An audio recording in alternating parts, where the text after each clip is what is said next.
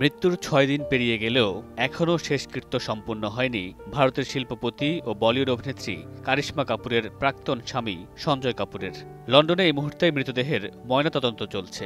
ভারতীয় গণমাধ্যমের এক প্রতিবেদনে বলা হয়েছে, সঞ্জয়ের মরদেহ দিল্লিতে এনে শেষকৃত্য সম্পন্ন করার কথা থাকলেও কাপুর পরিবারের পক্ষ থেকে এ বিষয়ে এখনও কিছু জানানো হয়নি। যা নিয়ে শুরু হয়েছে নতুন জল্পনা।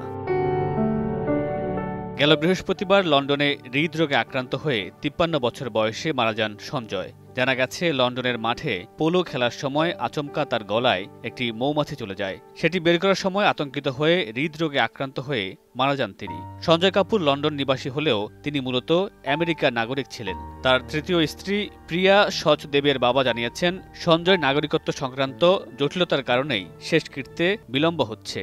ময়নাতদন্তের রিপোর্ট হাতে না আসা পর্যন্ত অপেক্ষা করতে হবে। ভারতের দিল্লিতে সঞ্জয়ের বাড়ি রয়েছে, যেখানে তার পরিবারের সদস্যরা থাকেন। দিল্লির সেই বাড়িতেই তার শেষকৃত্যের আয়োজন করা হবে বলে জানিয়েছেন পরিবার। সেখানেই ২ সন্তান নিয়ে উপস্থিত থাকার কথা রয়েছে প্রাক্তন স্ত্রী বলিউড অভিনেত্রী কারিশমা কাপুরের। মামুনুর রশিদ পনেল, সময় সংবাদ।